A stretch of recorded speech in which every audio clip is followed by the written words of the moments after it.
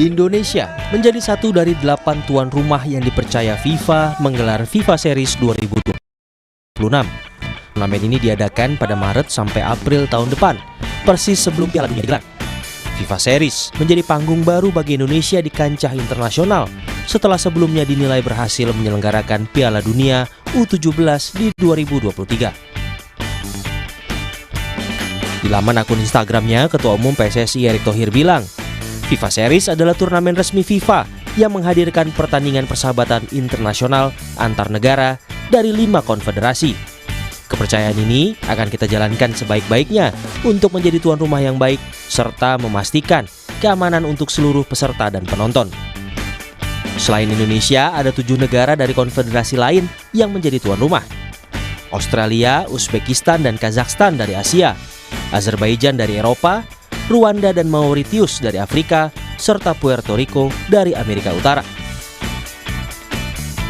FIFA Series 2026 sedikitnya bisa jadi obat pelipur lara bagi timnas Indonesia yang gagal menembus Piala Dunia 2026. Menurut Erick, turnamen ini peluang bagi timnas untuk meningkatkan level. Dengan menghadapi lawan dari luar Asia secara rutin, para pemain akan terbiasa secara mental dan kualitas teknis. Ini adalah jalan terjal sekaligus peluang untuk membangun tim yang tangguh dan siap bersaing di level dunia, kata Erick seperti kami kutip dari bolasport.com. Menurut analis sepak bola Gita Suwondo, menjadi tuan rumah FIFA Series akan menguntungkan Indonesia. Sebab dalam FIFA Matchday, timnas tak perlu repot mencari lawan tanding. Kalau kita melihat sejauh ini dalam 2 tahun terakhir, harus dilihat siapa sih yang pernah tim yang demikian hebatnya main untuk friendly di Indonesia. Argentina, itu pun pasti kita keluar finansial yang sangat besar sekali. Sebelumnya Curaçao, tapi setelah itu kita hanya bisa mendapatkan China Taipei, kemudian Lebanon, dan kemarin di bulan November FIFA Matchday, intinya adalah bukan soal pelatih timnas yang baru, tapi soal federasi tidak bisa mendapatkan lawan, dan ini selalu menjadi kesulitan federasi karena dalam 2 tahun terakhir kita selalu mendapatkan lawan karena kita bermain kompetitif. Maret dan Juni kita tidak akan bermain kompetitif, jadi dengan keputusan FIFA tersebut pasti akan menguntungkan Indonesia. Setidaknya setiap kali match akan ada 2 pertandingan di mana kita bisa langsung mendapatkan lawan yang dituju oleh. Kesempatan berlaga di FIFA Series harus dimanfaatkan sebaik-baiknya oleh timnas Indonesia. Kehadiran lawan tangguh akan memberi pengalaman berharga jika Indonesia ingin tampil di Piala Dunia. Tim Liputan, Kompas TV. Jadi apa manfaat Indonesia menjadi tuan rumah FIFA Series tahun 2026 tahun depan? Kita bahas malam hari ini bersama analis sepak bola M. Kusnaini dan mantan pemain timnas Indonesia Indrianto Nugroho. Malam bungkus, Mas Nunung. Ya, selamat malam Mas Edi.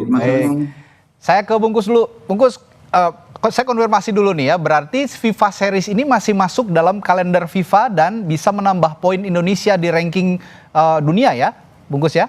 Iya, ya itu saya pikir kepentingannya itu karena ini pertandingannya masuk dalam kalender FIFA sehingga memudahkan perizinan bagi pemain. Ditambah lagi ada bonus poin yang akan membuat kita mungkin bisa menaikkan peringkat.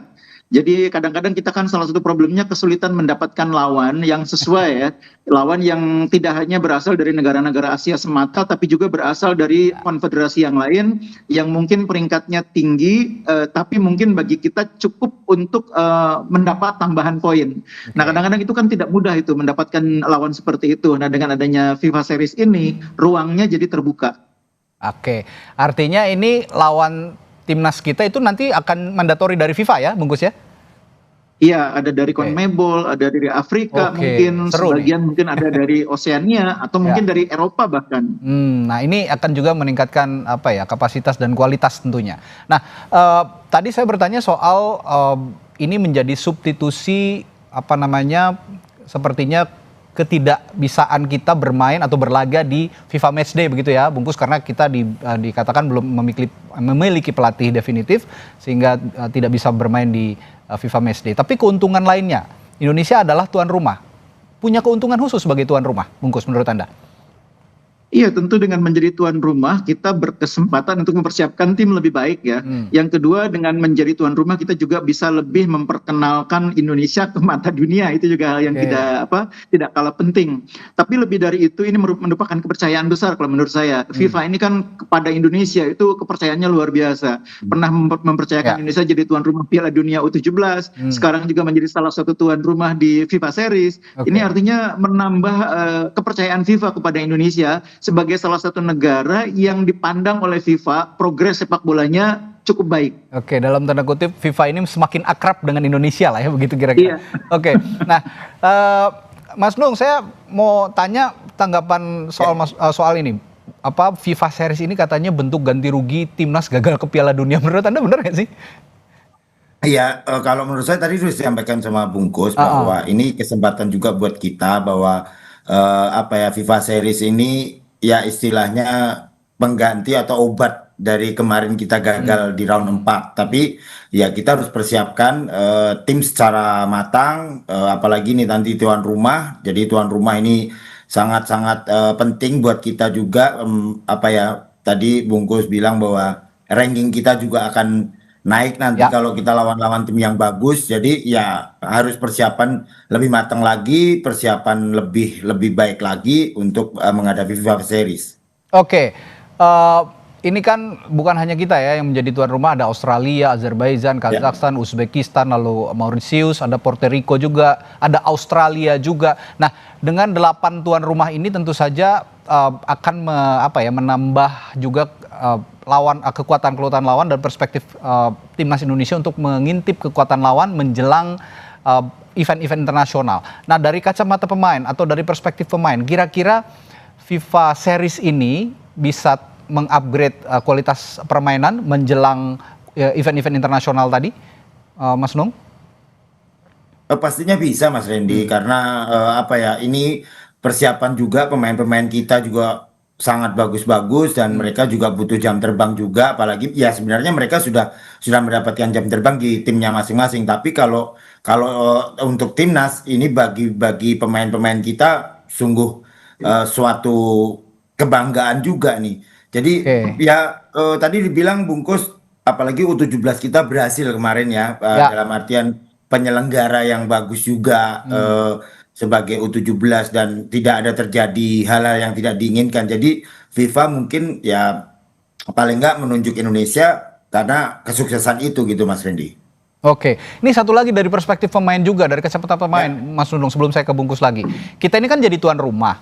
Nah, menjadi tuan rumah itu artinya kesempatan untuk bermain di kandang lawan juga tidak terlalu banyak karena kita tuan rumahnya. Nah, kalau seperti ini kan kita sebelum-sebelumnya juga sudah sering ya mengelakoni laga persahabatan di kandang sendiri. Nah, kalau seperti ini untuk mengasah mental para pemain kira-kira bagaimana? Cukup bisakah diasah? Ya kalau mengasah pemain mereka juga sudah terbiasa dengan cara main di timnya masing-masing. Tapi ini kan di Indonesia, apalagi ini di Indonesia pressure-nya pasti akan lebih tinggi. Iya sih. Apresiasi netizen, apresiasi supporter itu yang akan membuat pemain-pemain kita juga mentalitinya harus siap, harus kuat. Karena kalau tuan rumah itu pasti pressure-nya akan luar biasa, Mas. Apalagi nanti kalau main di GBK, di Bung Tomo itu atmosfernya udah berbeda. Jadi ya saya berharap mentality pemain disiapkan untuk FIFA Series nanti di 2026. Nah, saya akan bertanya ke Bungkus soal gaya bermain juga, Bungkus. Kalau FIFA Series 2026 ini manfaat utamanya apa kira-kira untuk timnas Indonesia, terutama terhadap gaya bermain dari konfederasi lain, misalnya tadi Anda sudah sebutkan dari Afrika, Eropa, dan bagaimana juga mengatasi kekurangan pengalaman internasional akibat absen di FIFA Matchday beberapa laga kemarin ini, Bungkus?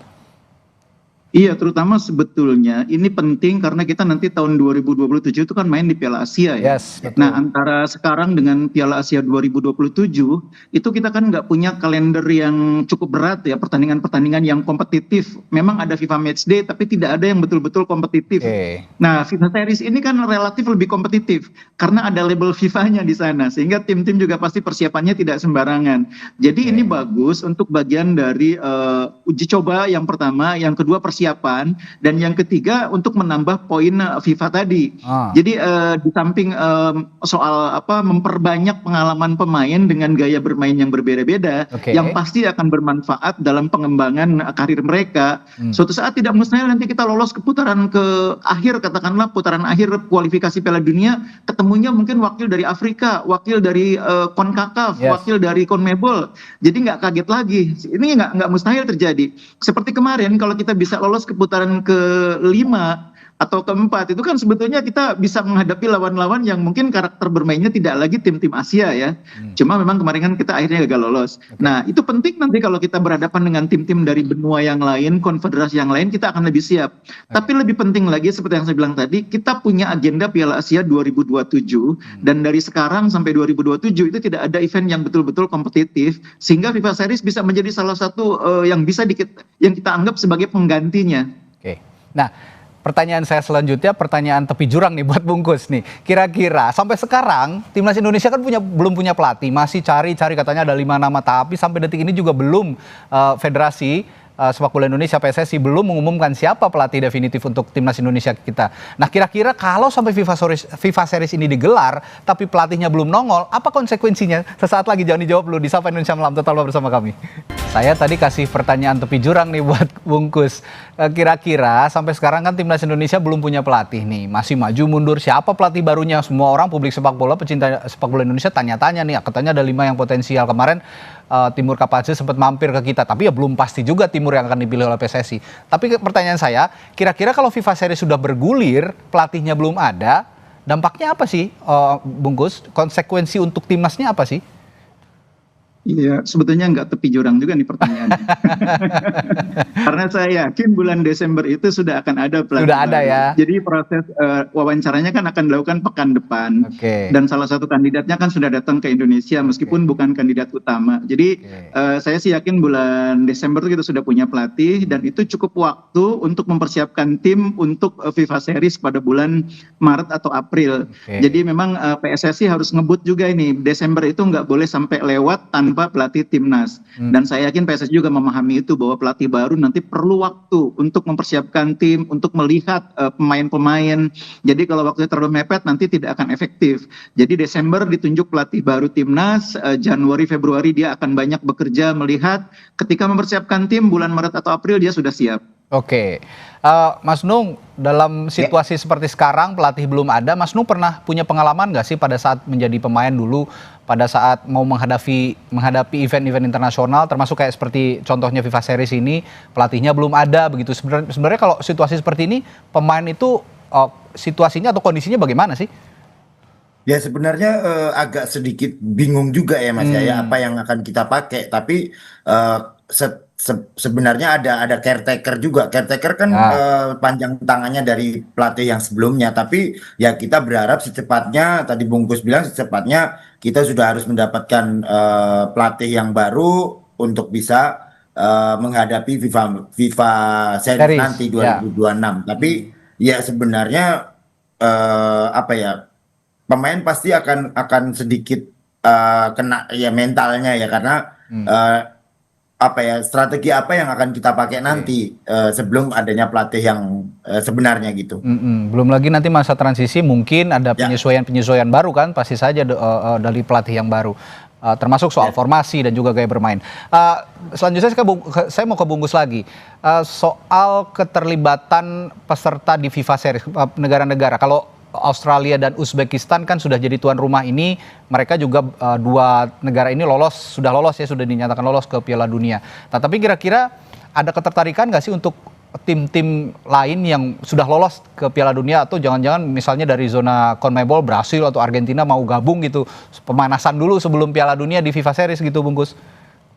Iya, karena ini agendanya FIFA, maka akan lebih mudah bagi FIFA untuk mengatur tim-tim mana yang diagendakan mengikuti FIFA Series itu. Jadi itu kan perbedaannya kalau FIFA Match Day yang sifatnya tidak mandatori dengan FIFA Series yang agak mandatori gitu ya. Jadi memang keuntungan bagi kita adalah kita akan mendapatkan lawan dari berbagai konfederasi yang mau tidak mau mereka memang harus mengikuti agenda FIFA gitu loh. Nah ini yang akan membuat kita berkesempatan bertemu katakanlah dengan Bolivia dari CONMEBOL, atau bertemu dengan misalnya Meksiko atau mungkin Costa Rica dari CONCACAF. Ya. Bisa juga kita ketemu dengan tim dari Afrika, entah itu Pantai Gading, Nigeria atau apa, tergantung kesiapan masing-masing tim dan ketentuan dari FIFA terkait dengan mandatorinya itu. Jadi menurut saya benefitnya akan banyak karena ini akan memberi ruang bagi terjadinya cross pengetahuan, cross pengalaman antar negara-negara yang selama ini agak tertinggal. Jadi FIFA ini punya concern terhadap negara-negara atau kawasan yang masih agak tertinggal sepak bolanya dibanding Eropa dan Amerika Latin. Nah, negara-negara itu adalah negara-negara Oseania, negara-negara ASEAN terutama ya.